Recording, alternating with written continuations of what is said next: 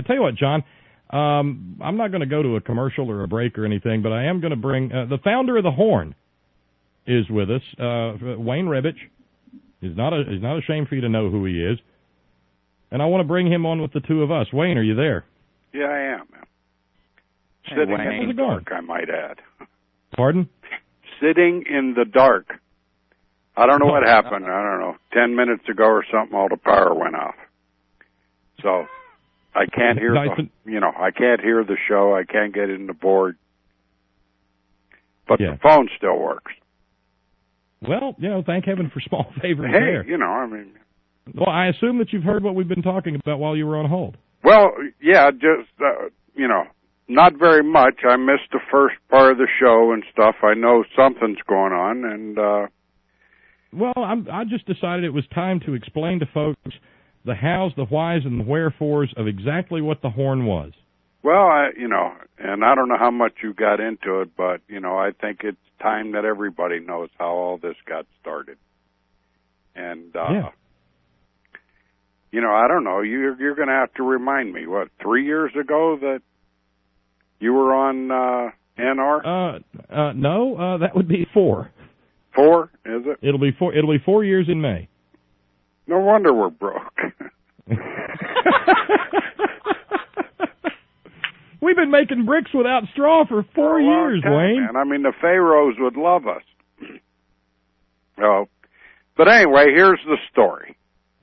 Of course, I think everybody knows I'm a union representative, a union activist, Well, I'm an activist. And my lovely wife was there 100%, buddy. I mean, she was on picket lines and the whole 9 yards. I always had her full support. And I used to listen to talk radio. And I used to listen to Dr. Bill O'Brien.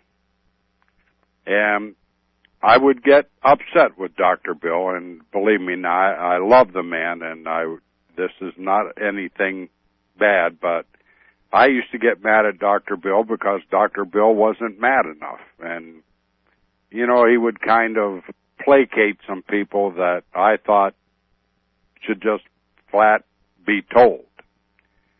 So I was sitting in my office one day, and the phone rang, and it was my wife, Gina. And she said, "Are you listening to Dr. Bill?" And I said, "No." And she said, "Well, you got to turn it on because it ain't Dr. Bill now. I don't know who this guy is." So I turned it on, and here's this guy, Bob Kincaid.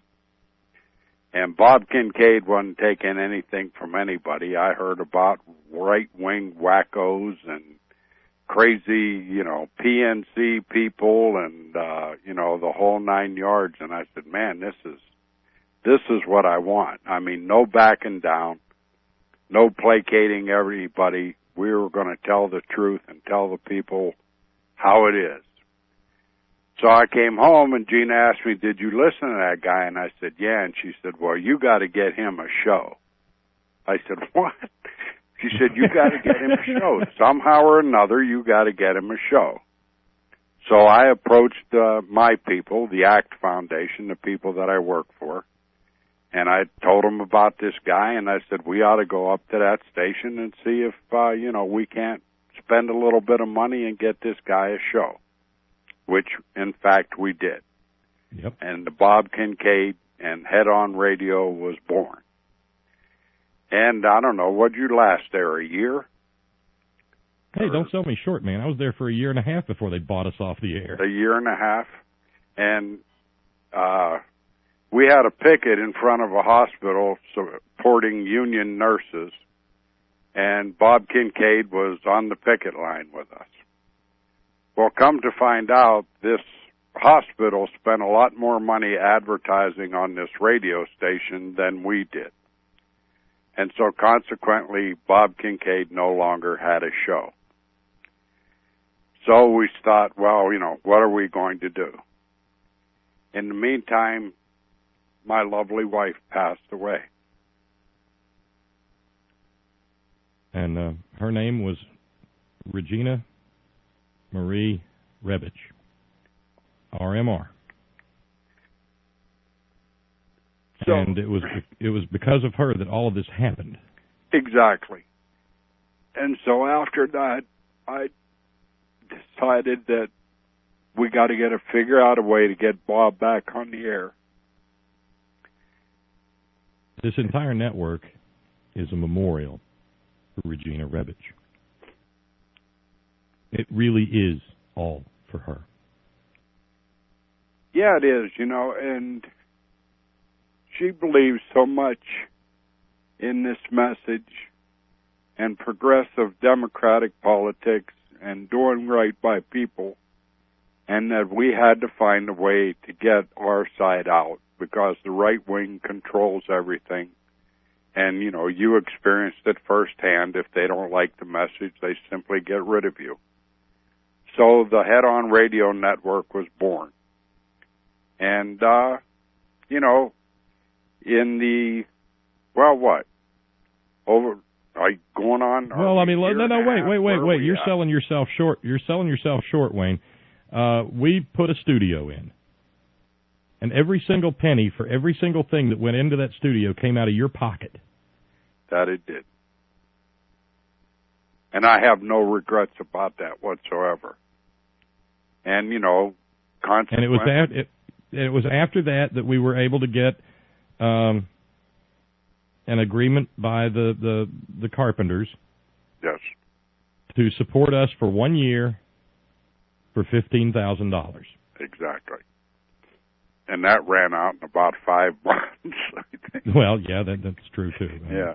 But we continued, and, we are still, we're trying to get more funding and things like that, and, and we're getting by. We're getting by. I don't know for how long that can last without some funding and stuff like that, but, consequently, I mean, when we started, it was 3 hours a day. And, in the time that we've been on, people have come along and showed an interest, and we've, discovered people, Guy James being one of them, and Joe and, Jon and, and a whole bunch of people, John, and that volunteer their time, that work for nothing. And, I want everybody to know, that we're not sitting on a pile of money.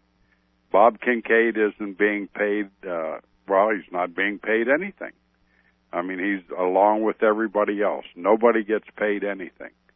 And, I really hope to change that. I want to change that badly, and I believe at some point we will, We're struggling, but we're getting by.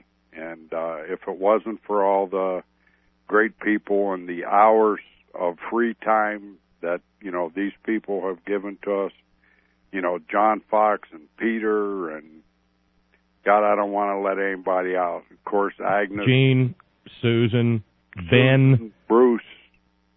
And, there's even people that are, helping us with blogs and monitoring the chat room and stuff that I'm not even aware of everybody, but I want them to all know how much I appreciate everything they do. And, It's about the message. It's about the message. And, if, like I say, I hope we could get some funding to carry what we're doing. I hope we get to a point where we have enough funding that we can at least pay people something, provide them with health care and maybe some kind of pension. And, I believe that'll happen, But I want everybody to know that, at the end of the show, when you hear RMR, that's Regina Marie Rebbage. That's the story. Yeah. And now we're here. And, it's, and I appreciate, Guy James is everybody. Mark Levine, the new kid on the block, Jeff, everybody. Dr. Bill. Dr. Bill, I would, one of my, I buy a, what do we call, Powerball ticket every, Wednesday and Saturday. That's my retirement plan, Wayne. Well, exactly. I'd love to walk into Dr. Bill's office and say, "Here, quit that damn college job. Here's the suitcase full of money."